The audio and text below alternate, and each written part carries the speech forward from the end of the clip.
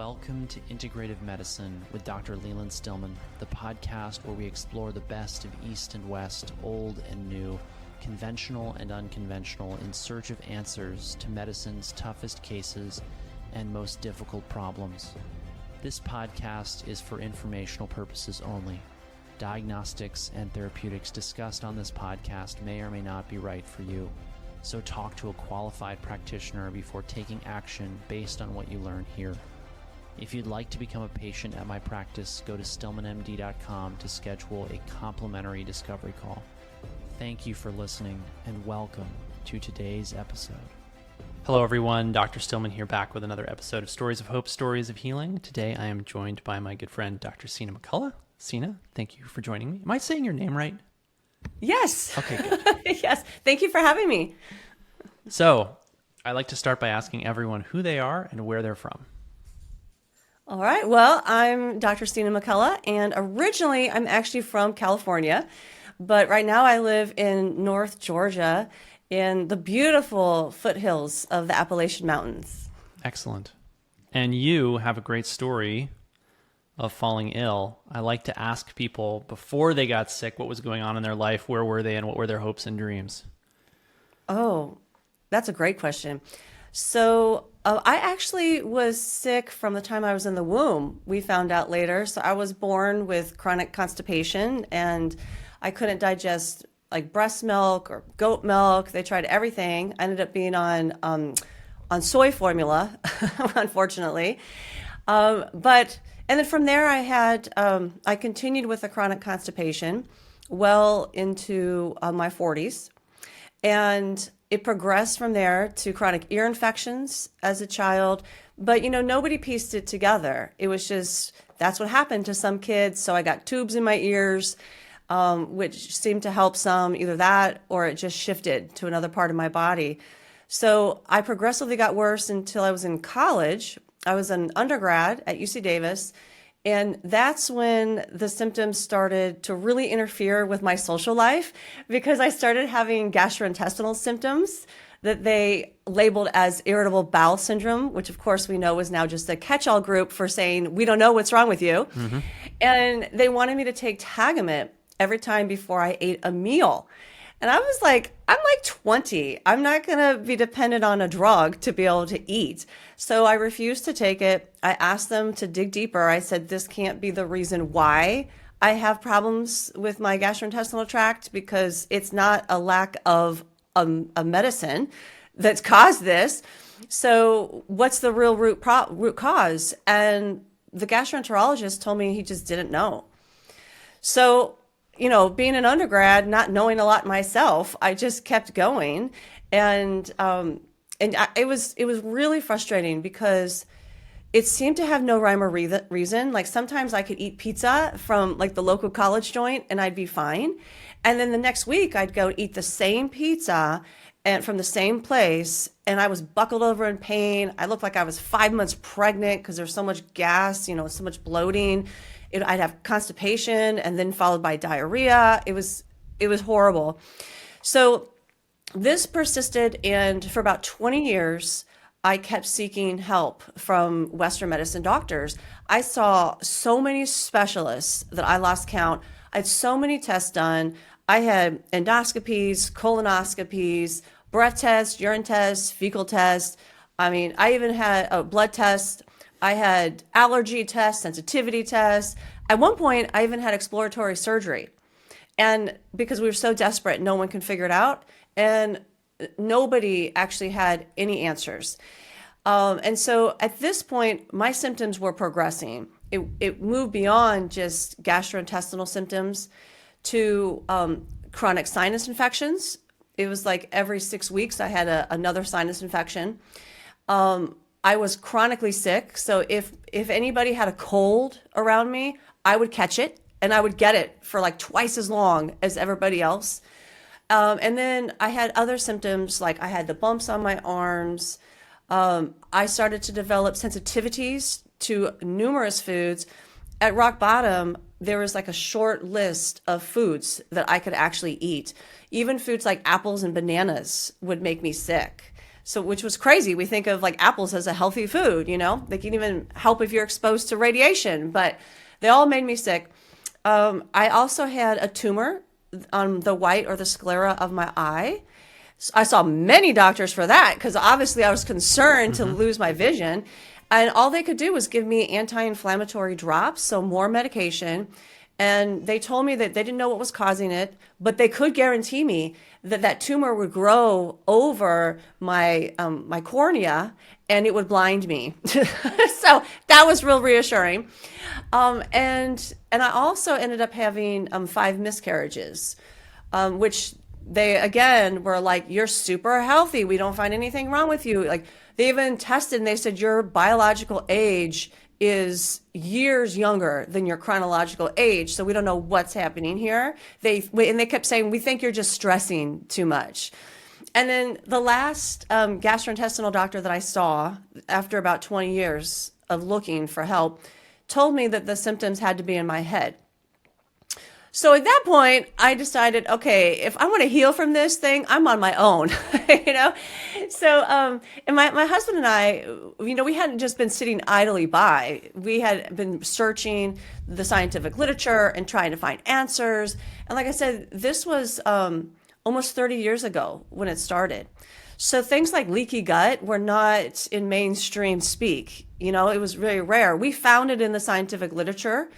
And we were theorizing about, okay, I think I have leaky gut. Why do I have it? I think it's probably man-made chemicals, you know, like artificial colorings and flavorings and GMOs and pesticides and herbicides. So I went all organic. And then we theorized that it probably was also gluten. So I went gluten-free. And, you know, back then, gluten-free wasn't really a thing. Like there was a little section in the grocery store, like its own little stand with a few supposed gluten-free products. And that was pretty much it. So I lived off of those along with, you know, regular food, like whole foods. But something happened that was really interesting. When I first started eating those gluten-free foods, I felt better. And we thought, this is it. It was just gluten all along. Well, then a few probably weeks or months later, all the GI symptoms came back. I learned later that that's actually a thing. It's called gluten-free whiplash. So yeah, I didn't know either. Like now I'm a certified gluten-free practitioner because of how much I learned and how devastating gluten can be for some people. So what I learned was all grains have gluten, including corn and rice. Well, what are most gluten-free, even certified gluten-free foods made from? Corn and or rice. So what happens is you stop eating the main staples of gluten, like wheat, you know, so it's wheat, barley, and rye, and sometimes oats is what usually people say contains glutens. So you stop eating all those things, you start to feel better, but then when you eat the corn and the rice, you're introducing a different type of gluten. There's not just one type of gluten. The FDA's definition of gluten centers around alpha-gliadin, which is the primary gluten in wheat. But what happens is there's hundreds and possibly thousands of different gluten proteins. So when you stop eating the wheat, you stop eating that type of protein that's been irritating your system. So your system starts to recover. And then it takes it a little bit of time to become aggravated enough from the new type of gluten protein that you're eating in the corn and rice to actually initiate more symptoms. So that's why it's called gluten-free whiplash. You know, you're kind of taken by surprise that you have these symptoms again. But all of these products actually contain a form of gluten, and the FDA hasn't done anything to update this label. It's actually a very outdated label. It came from the winter of starvation in like the 40s. So and that's actually a really cool story that there's a pediatrician in the Netherlands, and he actually was the first to link wheat to celiac disease. So in 1944, roughly, during this starvation time of the war, this doctor observed improvements in his patients. So he basically had children in this hospital. And once there was a wheat shortage, and that's saying it nicely, like they were basically starved. Once the wheat was taken out of their diet, these children who were hospitalized because they were so sick, They were improving. They were getting healthy again, even though they were starving. So he figured out that connection between celiac and gluten. Well, it just so happened in that country at the time, the staple foods were like wheat and rye. So he characterized gluten as being contained in wheat and rye. And the FDA latched onto that definition. And so that's what we're stuck with today. So when you walk into the grocery store, if you think that you're getting a certified gluten-free product, odds are you're not. You're actually consuming gluten in that. So what happened with me was I figured all that out, but then the symptoms started to get better, and then I got sick again. And eventually we figured out that the rice that was in these gluten-free products gave me arsenic poisoning. So yeah, so I had arsenic poisoning. Hold on. First, I want to know, when you were going on this journey of learning all these things, how did you investigate this? Was it the internet? Was it the library? Where were you finding all this information? That's a great question. So we had to really dig deep and piece it together because, like I said, we didn't have all these podcasts talking about these things back then. So we actually started with the scientific literature and actually my textbooks from grad school. We were trying to find an answer in there, which, by the way, there were no answers there. We need some background here. You have a degree in... Oh, yeah, I have a PhD in nutrition from UC Davis. And so that was the ironic part about this whole thing. Talk about the cobbler's kids not having any shoes. Yes, yes. Yeah, I graduated from one of the top nutrition schools in the country. But I didn't learn, and I don't want to put it down because I learned a lot of great stuff. Like, I'm an expert now in biochemistry, right? I taught biochemistry. Knowing biochemistry helped me heal because it helped me figure out what was happening. So there are a lot of great things that I learned, but there was a lot of information I learned that I have found out was not accurate. So, for instance, the dietary guidelines are completely inaccurate. And lo and behold, like most Americans, I was following unknowingly the dietary guidelines when I got sick, right? These are ingrained in our system since elementary school. Pun intended. And yeah. I didn't even notice that. Yes. Yes. So things like that were they were not accurate. So I ended up having to reteach myself. We didn't learn about gluten. We didn't learn about what's really in the food that's making people sick. We learned information about how they discovered this vitamin, how they know they have this mineral, if you eat a hamburger, trace the biochemistry through the body. So I got it. I can do all that. But nobody actually pulled back my veil and showed me, hey, this is actually what's in the food. These are the adulterants. These are the contaminants. This is what to look out for. So I didn't actually know what was making me sick. So I started with those books and the scientific literature. And then as I got sicker and sicker, I was in my 30s. And that's when these online free health summits were just springing up.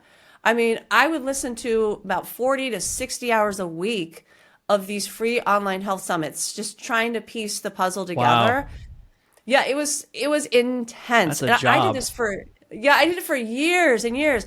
Well, to be honest, the reason that I stopped everything and spent so much time trying to piece this together is because we knew I was going to die. I had reached a point, I talk about motivation, right? I didn't want to die. At this point, I had two of my 3 children. After every child, I got sicker, which makes a lot of sense. And I was to the point where this is when the last specialist I saw said that it was all in my head. And so I didn't know where else to go. I had exhausted all those resources. And the whole family ended up getting the flu. And this is when I hit rock bottom. They all recovered. I ended up having to go into the hospital because I fainted. And they had to give me fluids and all this stuff. So I spiraled downhill from there. I got to the point, Dr. Stillman, that I could not hold a cup. I couldn't wrap my hand around a cup because my hand was too weak. I couldn't stand long enough to make a sandwich. I couldn't walk up the stairs without getting winded. Every time I would breathe, it felt like my ribs were going to break. And every time I chewed food, it felt like my teeth were actually going to fall out. So I was really at rock bottom. I was to the point where I remember it so vividly. my husband would go to work, and beforehand, he would get our 2 kids situated downstairs with food and drinks on the coffee table because they were very young. And so that way they had sustenance throughout the day. He would turn on a learning show for them. He would some days have to pick me up from the bed and carry me downstairs and lay me on the couch or on the floor, whatever I could tolerate. And he would set up the laptop. And that's where I would lay there all day, streaming these live health videos, trying to save my own life. And so I remember what happened was my breaking point was I was in the bed one day and he was going to go to work. And I was like, okay, I'm going to make it down the stairs. I was a competitive athlete for much of my life. And so I was like, mind over matter. I can do this, I was in so much pain. I could not lift the sheet off my body to get out of the bed. And so I just started crying because I'm like, I've exhausted. I started crying and just crying out to God and praying for him to help me find the answer. I told him I've exhausted all my resources. I've used all my education that I know of. I've looked through the scientific literature. I've done all this. I'm watching these health summits. I can't figure it out. And so I made him a promise that if he saved me so that my kids wouldn't grow up without a mother, that I would spend the rest of my life helping the rest of his children be healthy and strong. And I kid you not, my husband brought me downstairs that very day. I heard something on the health summit. It was like within 5 seconds, I heard it and I was like, bam, that's the answer. And I never looked back. It was incredible. And so I started healing from that point on. And to this day, it's been over a decade. Oh, what go ahead. What did you hear? You can't leave us with a cliffhanger like that. That's not fair. Oh. Well, it was truly remarkable. So I heard the voice of a specific functional medicine doctor, which is crazy because, as I said, I would listen to 40 to 60 hours of talks a week, every single week. And I did this for over a year.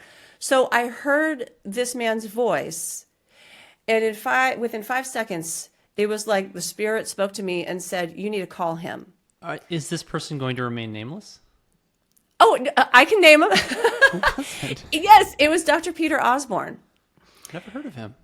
Yeah, he's out of Sugar Land, Texas. He is incredible. So what happened was, so this was totally a God thing because he had just released a book and it was a best-selling book. So he was on a book tour and he was in Texas, right? And this is before like people did a lot of telehealth stuff. And I was like, what? Oh my gosh, I can't even fly to Texas to go see him. I can't get out of the bed, Anyhow, I call the office and I was like, I know this sounds really weird, but God told me I need to have an appointment with Dr. Osborne, that he has a piece of my puzzle that's going to help me heal. And they said his wait list is 6 months. And I said, I'm not going to be alive in 6 months. Like we knew what was happening. And so they go, well, we could put you on the wait list, but there's no guarantee. The very next day they call and they said they got a cancellation for that next day. I was like, whoa, this is totally God opening these doors. So anyhow, it was amazing because as soon as I started talking to him, for the first time, I'm about to tear up again. For the first time in over 20 years of looking for answers, somebody believed me. He believed me. He didn't think I was crazy. He didn't think I was making this up or that it was in my head. He said to me, we're going to get you better. And that's what I needed. I needed that little bit of hope. Somebody who believed me and someone who thought it was possible to actually heal from something as debilitating as what I had. And so what I didn't know, what he taught me, was I didn't know about functional testing. I only knew about Western medical tests, and which have a lot of shortcomings, I found out. So, because we did all the tests, like I said, they were like, you don't have any nutrient deficiencies, you don't have gluten sensitivity, everything's fine. We can't find anything wrong. It takes about 5 minutes to interpret that workup. Exactly. Anybody can look at that. Anybody can look at it. Lame. Yeah, even the reference ranges are, not accurate and politically driven. So he taught me about this functional testing, and lo and behold, like I said, I showed up with arsenic poisoning, but get this, I also showed up with 15 nutrient deficiencies. I was so deficient that I was borderline for both pellagra and beriberi. What kind of which is testing did he do? for that we did the ELISA, the ACT ELISA test for the food and chemical sensitivity. Oh, you mean Russell Jaffe's test? Oh, I'm not familiar with that name. ELISA but- ACT Biotechnologies? Oh, was that created by him? Yes. Russell, I Yes. just interviewed Russell like 2 weeks ago. Oh my gosh. Okay, yes. What Love a that small test. world. It is, I think, the best test. Sadly, Yes. Russell's, well, unfortunately, or fortunately, however you want to look at it, it's a really good test, but that means it's expensive. And that means Yeah. it's grossly underappreciated in the world of integrative medicine. Yes. Yeah. And I mean, insurance wouldn't cover it, right? So it's out of pocket, Yep. which is also an impediment for a lot of people. We were at the point where my husband was like, we'll pull everything out of savings because, I mean, literally, you're going to die. So what are we going to do? So that's what we did. So we did that test. We did a urine chelation test. So a pre and a post test with a chelator to determine that I had the arsenic toxicity. And he tested my white blood cells for nutrient deficiencies. And that's what came back with 15 functional deficiencies. And as you know, beriberi and pellagra were largely eradicated by the mid-1900s. And we're seeing a lot of this come back, So, and both of those, like I said, can lead to paralysis and death.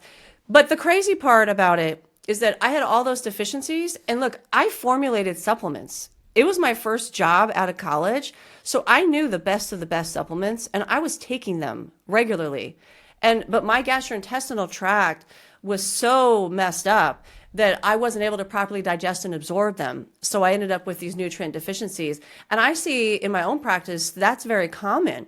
By the time someone gets to me, they're pretty much in a bad state and Western medicine hasn't helped them. And, they're desperate like I was.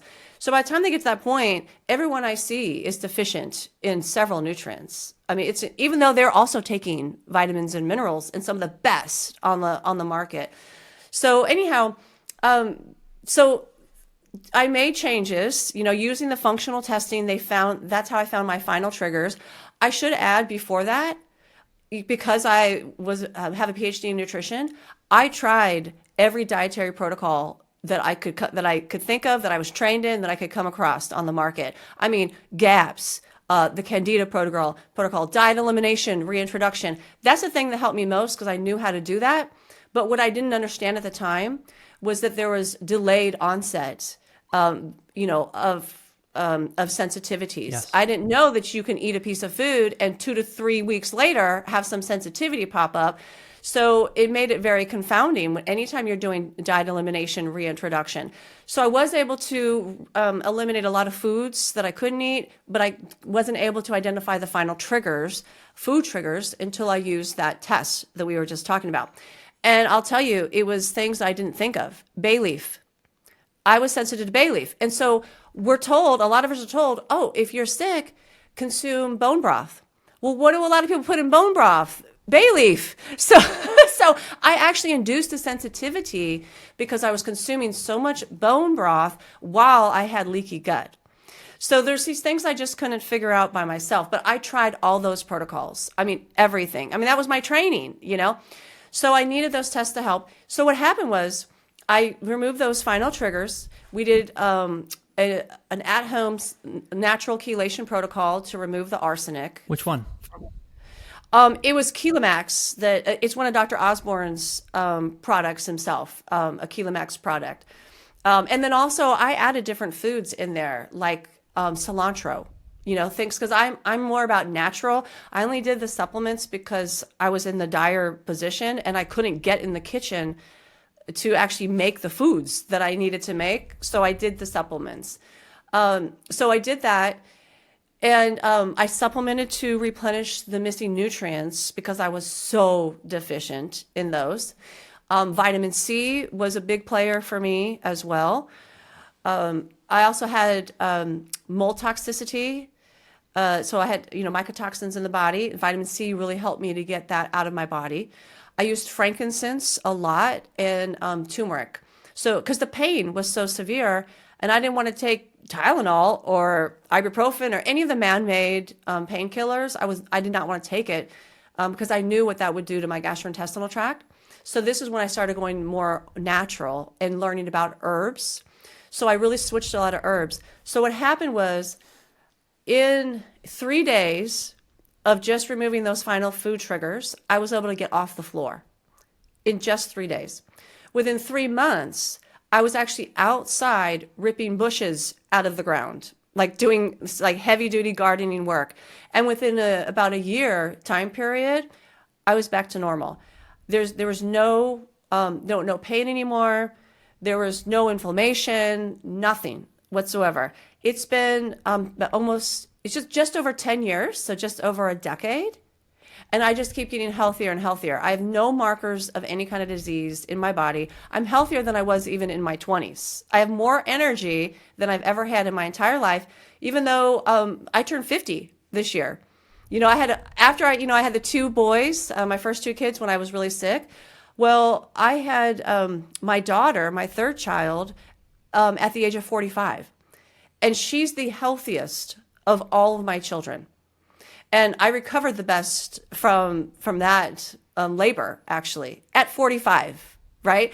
So I don't believe in all these labels, like you have to have your kids before, the age of 35 or all this problem. No. It is what you believe, right? You create your own reality. So the interesting part, I think, for me about my healing story is that it wasn't, I had to look beyond the physical triggers. So I think of disease as like an onion, and there's all these different layers to the onion, and you need to address all those layers, but you really need to make sure you address the root cause. Because what I have found in my experience is that if you don't address the root cause, you can get someone into remission, but it's really hard to get them to fully heal. So what God showed me as I was healing, finding all those physical triggers. So like, for example, foods that I was sensitive to, because hardly anybody that I see is allergic to any food. We're sensitive to the foods. A totally different test, like we mentioned. So food triggers, there's potentially micronutrient deficiencies. There's often heavy metal toxicity and or mycotoxin toxicity. And then you have things like EMF exposure. So mitigating that, going through personal care products, cleaning supplies, all those things. These are all on the level of physical triggers. Once I removed all those, I felt amazing. But the problem was, you would say I was in remission at that point. Because, for example, if I ate too much sugar, even if it was fruit, or if I was stressing out too much, I would get pain in my right forearm, right? So a symptom of the autoimmune condition that I had would come back, which, by the way, I never said that. I was diagnosed with an advanced stage of rheumatoid arthritis, where even in my 30s, I couldn't wrap my hand around a cup, So you would say that I was in remission. And the crazy thing is, in our Western culture, people would rejoice. Medical doctors would rejoice that somebody made it into remission, right? This is the goal. Like, if you have an autoimmune condition, they're like, well, I don't know, we might be able to get you into remission, maybe not, but we're largely going to manage your symptoms with medications and such. Well, I decided I didn't want to stay in remission because it's a space of fear. I lived in constant fear. If I do this, if I eat this, it's going to come back. And so I actually decided, mind over matter, that I don't believe in remission. So to me, remission is just a limiting belief. It is a man-made definition. And if you believe in it, you might settle for it. And I wasn't willing to settle. I wanted full healing. It's possible. The Bible talks about full healings all the time. The medical literature talks about spontaneous remissions, spontaneous healings all the time. Even in conditions like stage 4 cancer, we have numerous, decades and decades of scientific medical journals, peer-reviewed, documenting that cancer is, quote, not a rare occurrence. So I said, well, if you can reverse cancer, clearly... Did you mean to say cancer spontaneous remissions are not a rare sorry. occurrence? Yes. Yes, so sorry. Yes, healing. So healing from cancer is not a rare occurrence. Thank you. I have to say, I don't think anyone would dispute the idea that cancer is not a rare occurrence in 2025. Yes. Yes, no. They said, okay, so let me actually read it to you. There's a 2011 review of cancers, remissions, and full healings. And they said the spontaneous healing from cancer, quote, is now accepted as an indisputable fact and is not rare. So I thought, man, if you can heal stage 4 cancer, you can certainly heal rheumatoid arthritis, right? So, so that's what I did. I prayed about it and I asked God, okay, you got me this far. What am I missing? What's the missing piece of this puzzle that's going to get me out of remission and fully healed? And it was amazing. It was like fireworks going off in my head. He showed me this roadmap of how to do it. And I followed it, and that's how I got fully healed. That's why for over a decade now, I have been fully healed. And what he showed me was the root cause lies on the emotional level. So you have to address the physical triggers, and that actually helps you to provide more clarity so that you can address the emotional root cause. But for every single chronic autoimmune condition, there is an emotional root cause. It often stems back from childhood, but also in the womb, in the first 2 years of life, attachment trauma or attachment disorder. So then I dug deep and I'm like, what's this happening with childhood trauma? We call them adverse childhood events. And that's really when the magic happened, is because you realize that at the root cause of all of these conditions is fear. It's this fear that we're not good enough, that we're not loved, that we're not worthy enough. And on some level, everyone relates to this. We all strive, right? Most of us look for external validation. We're constantly chasing this carrot. And then even when we achieve said goal, it's not enough. We got to push. We got to do more. A lot of us are these perfectionists, right? And why? What are we seeking? Why is it never good enough? We keep seeking and seeking and achieving and achieving. It's never good enough. You know, I remember saying, like, even after I got my doctoral degree, then I got offered this great job right out of college. I was the director of research and development for a supplement company. And I was like, I'm still not happy. Like, why am I not happy? I kept having to achieve more and more to get that small dopamine hit for a moment. And then I went back to not really being happy. Another word for that is content or joyful, right? Why do I not feel grateful?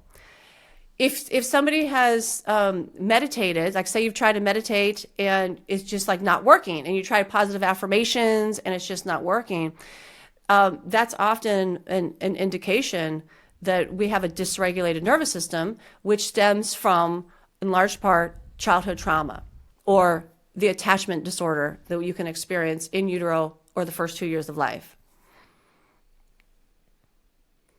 We see this a lot. Yeah. And we strongly encourage patients to address it. We have a number of, it's interesting because people come to us not for that per se. They're looking for the biochemical, biophysical cause of their illness, which of course we'll do everything we can to identify. But it is very, very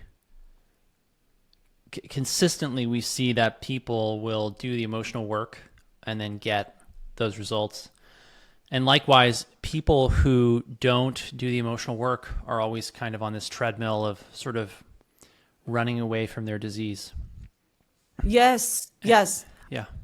I see the same thing. And, I think a lot of it is because of the perception of modern culture, modern medicine, and modern science. We think of the body as a machine and is made up of chemicals. And so when you go see a doctor, what are they doing? They're running lab tests to test your chemicals in your body. So we have been actually conditioned to believe that the body is a machine and that we have these chemicals inside. And if there's something if there's something wrong, one part of the machine has broken down. So we segregate the body into different components. That's why you go see different specialists for different things. But really the body works together. And when one thing affects everything in the body. And in fact, we now know that the body creates its own light. So the body actually creates biophotons of light in every cell. And have you already covered this? We've known that, but it's funny that you say we now know. Do you realize we've known that for over 100 years?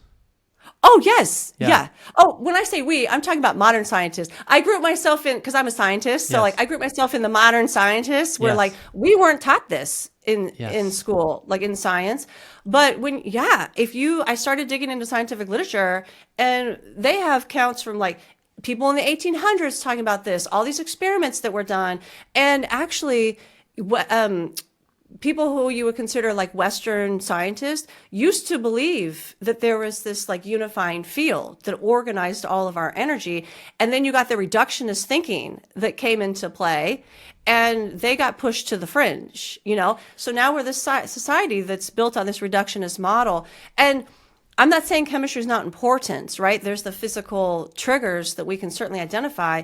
But what I'm saying is you keep chasing the chemistry and you go down this rabbit hole, and I see it all the time. People get stool samples tested for like microbial dysbiosis, for example, and then they're like, okay, well, I'm low in this microbe, this bacteria, and blah blah. So I'm going to take all these different probiotics. Well, then they get tested again, like 6 months, 12 months later. Now they're deficient in a different microbe. Like now they're imbalanced in a whole different microbe.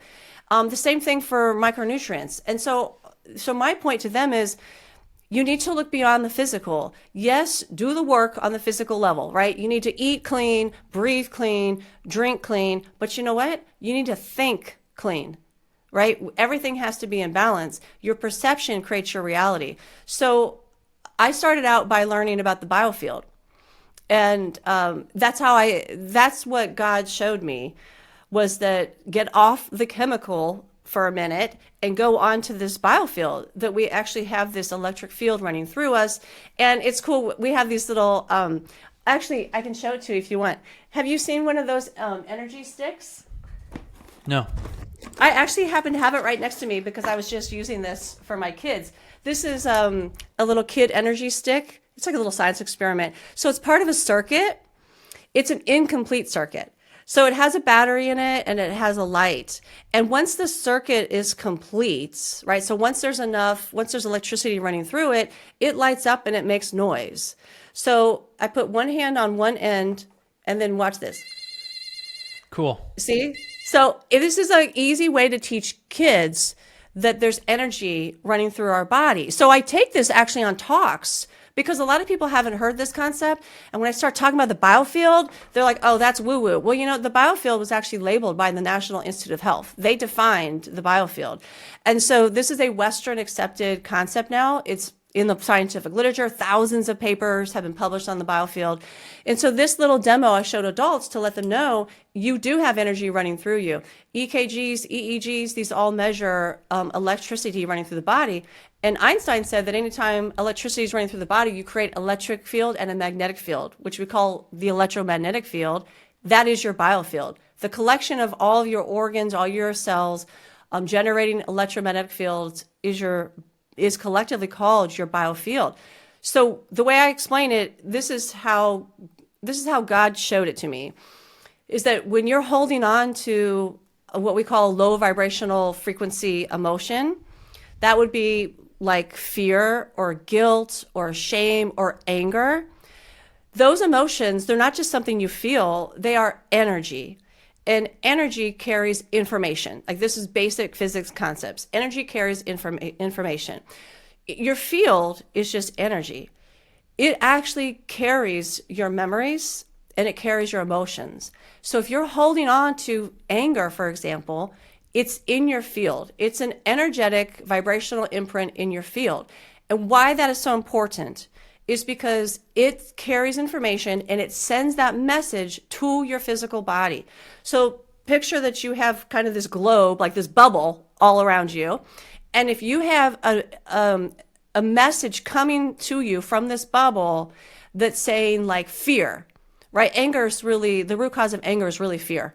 So let's use fear as an example. If you have fear imprinted in your bubble and it's sending the message of fear to your body all the time, what kind of physical body are you going to build? You're going to build a physical body that's based off of fear. It thinks you're in danger. That's why I call these emotional tigers. We've heard of the physical tiger example that, oh, you see a tiger, you go into fight, flight, or freeze. and that's a survival response. Well, we have emotional tigers of fear imprinted in our field that send a message to the body that there's danger out there. So now you're going to be producing pro-inflammatory cytokines. You're gonna have cortisol released. You're going to be in fight or flight the majority of the day. And so that leads to disease. That's already associated. We know that happens. Chronic fight or flight leads to disease. And so what I tell people is the instruction manual for your body is not actually in your DNA. It's actually in your field.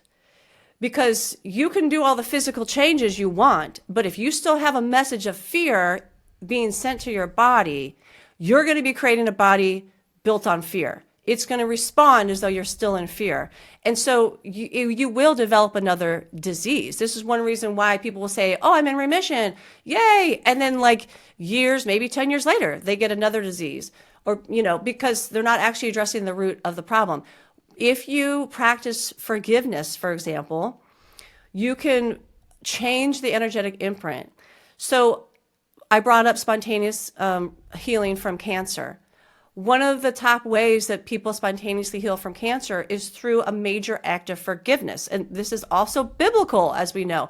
So they will forgive, that energetic imprint leaves the field. And the way I see it in my mind is that then it makes room for emotions that have a higher vibrational frequency, like joy and like gratitude. Because if you ever notice, it's really hard to be afraid or be angry and be grateful at the same time. It's almost like you have room for one, right? One of them takes over. So I work actually a lot with clients similar to you with actually helping them to identify these traumas that have happened to them, which is really just a fancy way of saying your nervous system got overwhelmed, right? So I help them identify these overwhelms and we work to release them, which is really crazy, just like you. I mean, I was trained in nutrition. You would think that I would be basically doing the physical work on the chemical body. But all of that now is it's so well known. Like there's not a big mystery to those steps on the roadmap of reversing a disease. The part that people usually need help with is this emotional part, because a lot of us have not been taught emotional intelligence and forgiveness, including myself. Well, that was the hardest part. Yeah, I would say that it's well known amongst those of us who do this work full-time professionally, sort of the nuts and bolts of the system and the process of getting people well. But the thing is, there's not actually that many of those people. We get patients in who've seen, average patient in the practice had seen 5 other practitioners before they saw us. Oh yeah. Many of them have been through... Are you talking about they saw 5 other alternative practitioners? Frequently, yes. So, and the reason I bring this up is just that there's such a variety of, and this is because of stories like yours, people flocked to functional and integrative medicine, but we saw a lot of people just kind of do a weekend training, slap that on their logo. That's right. So there's just a lot of, and then the other thing is there's so much hope put into it that I have lots of patients who come to me, they've spent so much money with other doctors, and then they spend less money with us and get better results because we just focus on being efficient.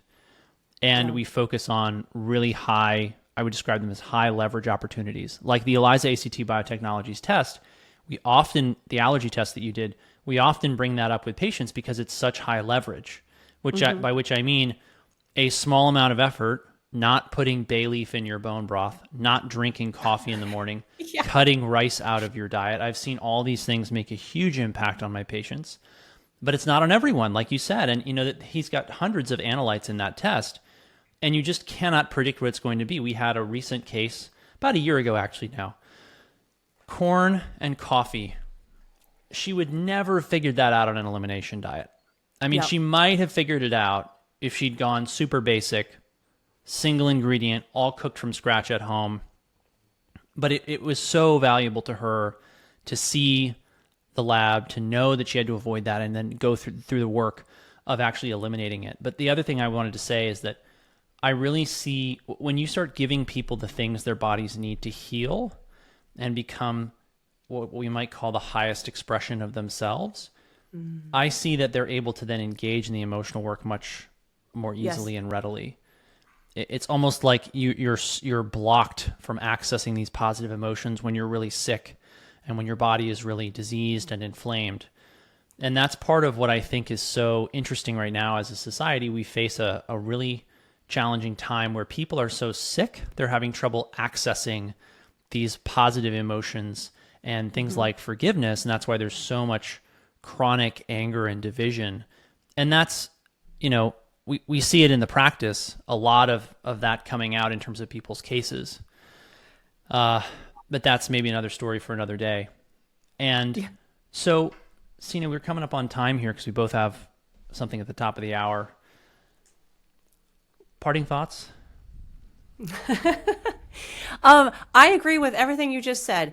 I think that there's also frustration because we were led to believe that the system is something that it's not. So there's a lot of misplaced expectations on the modern medical system. And that was one of the big things that I had to address in my own healing journey, because I was very angry that none of them could help me, and that they basically said I lied, when they said it's in my head. So once I realized that I had this misplaced expectation, I became empowered, and I realized, okay, it's up to me. I'm looking in the wrong place. Like you said, though, when you go to the alternative space, there's still the same issue. There's some really great practitioners, and then there's some that aren't. And I think they're well-meaning. They just have different training, just different experiences, different amount of intuition that's placed into it, different belief systems. So because I worked in the alternative space too, trying to find a practitioner to help me, and it took years to find one. And even now, I'm very particular about who I interact with, because you can tell right away that some of them are good intentioned, but they really just don't know what they're talking about. So I agree with you 100%. It could be very frustrating for people. That's why you have to vet them. Don't just trust that, it says functional medicine, so they must be good. They probably have my answers. Interview them, vet them, get on the phone and talk, or email them if you want, and even talk to their receptionist. And that's what I started doing, and just asking all these questions. How do you do this? What kind of tests do you do this, and whatever. If they want your business, they will answer. They don't have to give you all the answers take this test and do this, but they should have case studies that they can be able to provide you for sure, Increasingly, this is the job of the practitioner, is to explain their methodology before you even call the office, because it's now so easy for us to create content that goes out on podcasts and YouTube and Facebook and Instagram. And so people typically who signed up with me in the practice to be patients have consumed hours and hours and hours of content. They understand my philosophy.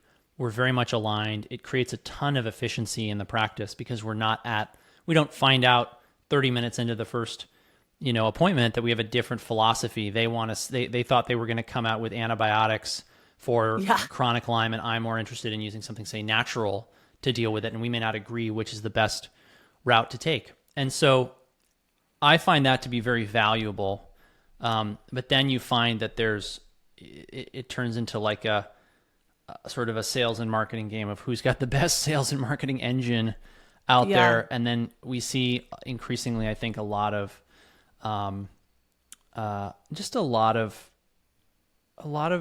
inflated prices for things. Yes.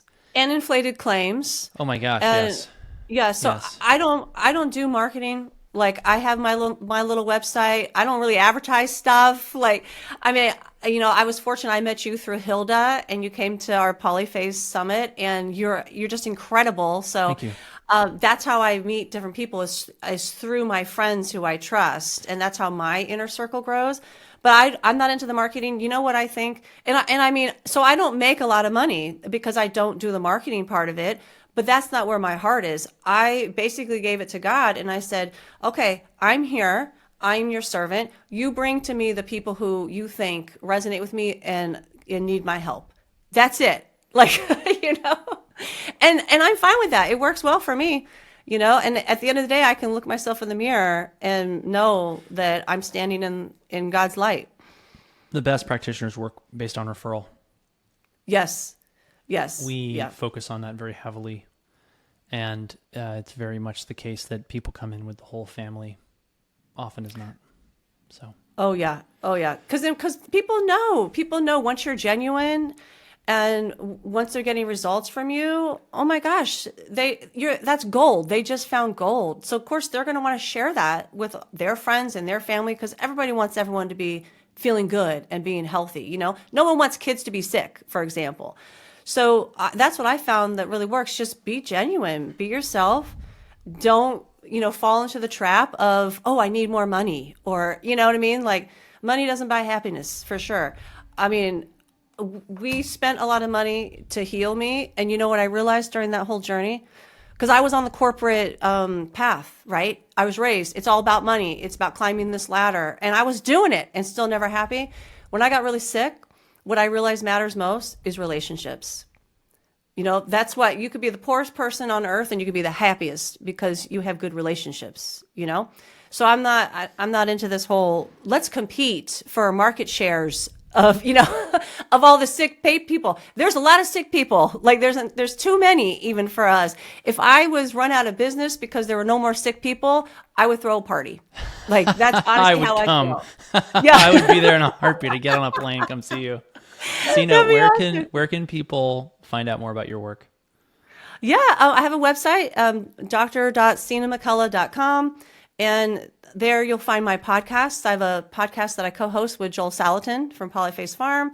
And I blog on there. I'm a health columnist for Epoch Times, so you can connect to those columns through my website as well. Thank you for joining me. It's great to see you. Thank you.